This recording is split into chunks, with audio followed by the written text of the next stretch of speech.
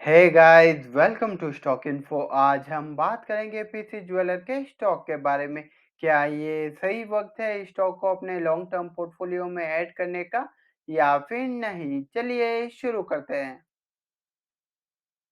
इस कंपनी की बात की जाए तो ये कंपनी वेरियस ज्वेलरीज बनाती है और उसका एक्सपोर्ट भी करती है।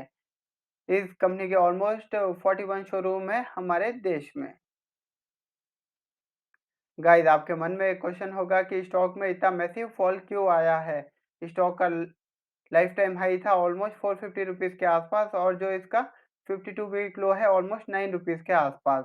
तो गाइज, आप देख सकते हैं कि स्टॉक में आपको 2018 से एक मैसिव फॉल आता हुआ दिखाई देगा। तो उसका रीजन भी हम इन डिटेल देखेंगे।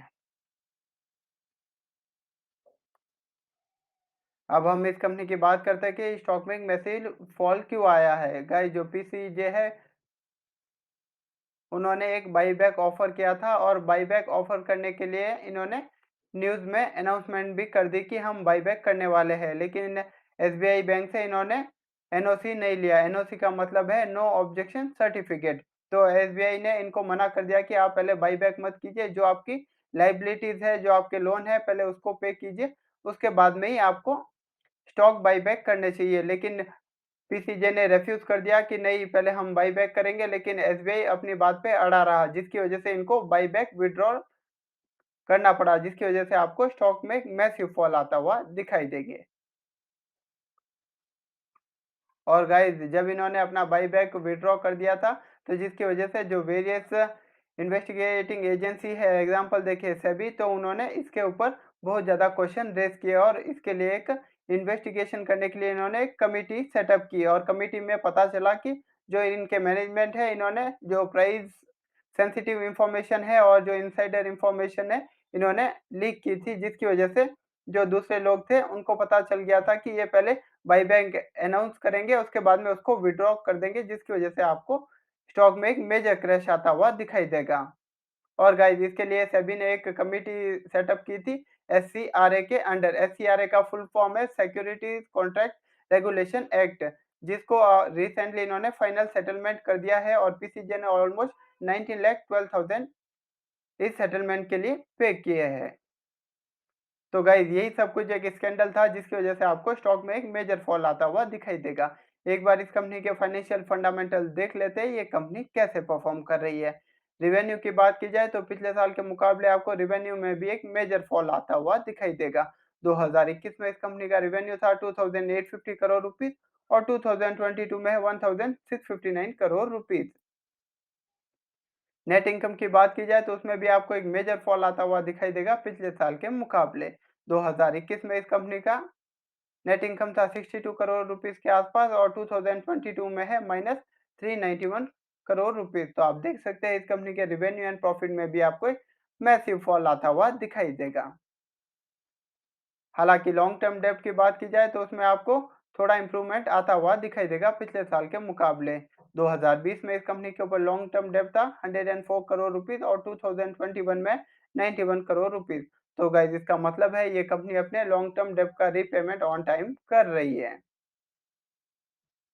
मार्केट शेयर की बात की जाए पिछले 5 सालों में तो उसमें भी आपको एक मैसिव फॉल आता हुआ दिखाई देगा 2.79% टू 0.54%।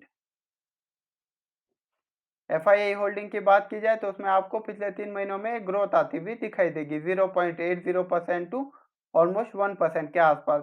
इसका मतलब है जो फॉरेन इन्वेस्टर है वो भी अपनी हिस्सेदारी स्टॉक में बढ़ा रहे हैं। प्रमोटर होल्डिंग की बात की जाए पिछले कुछ सालों में तो ऑलमोस्ट 54% के आसपास स्टेबल है। इन्होंने अपनी हिस्सेदारी का कोई भी सेल ऑफ नहीं किया। गाइस, जो इनसाइडर होते हैं उन्होंने जो सेंसिटिव इंफॉर्मेशन होती है उसके बल पे उन्होंने बहुत सारे स्टॉक को सेल ऑफ किया है, जिसकी वजह से आपको स्टॉक में मेजर क्रैश आता हुआ दिखाई देगा। ये आपके सामने है स्टॉक का chart on monthly time frame. तो गाइस, आप देख सकते हैं स्टॉक ने अपना 52 वीक हाई बनाया था ऑलमोस्ट, या लाइफ टाइम हाई की बात की जाए तो 450 रुपीज के आसपास था। और जब से ये इंफॉर्मेशन लीक हुई थी कि ये कंपनी बाईबैक विड्रॉ कर रही है, जिसकी वजह से आपको स्टॉक में एक मेजर क्रैश आता हुआ दिखाई देगा। और पिछले कुछ हफ्तों में आप देख रहे होंगे कि स्टॉक में आपको एक वापस मोमेंटम बिल्ड होता हुआ दिख रहा है। और जो पहला टारगेट रहेगा ऑलमोस्ट 46 रुपीज़ के आसपास हमारा टारगेट रहेगा।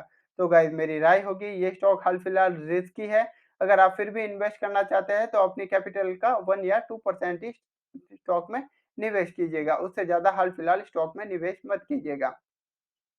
एक बार कंपनी अच्छे से प्रॉफिट अर्न करने लग जाए और इसके जो रेवेन्यू है उसमें भी आपको इम्प्रूवमेंट आता हुआ दिखे तो उसके बाद में आप स्टॉक में निवेश कर सकते हैं। हाल-फिलहाल स्टॉक में थोड़ी सावधानी बरतिएगा।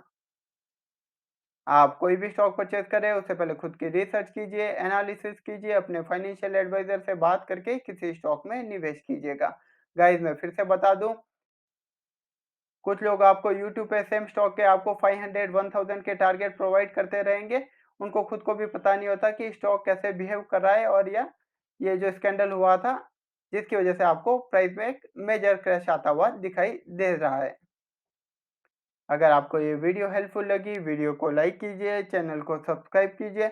अगर आपका कोई सजेशन है या कमेंट है, वो भी मुझे ज़रूर बताइएगा। अगर आपके माइंड में कोई स्टॉक है, तो वो भी मुझे कमेंट करके ज़रूर बताइएगा गाइज़, उसके ऊपर भी आपको फीडबैक मिल जाएगी। Thank you guys.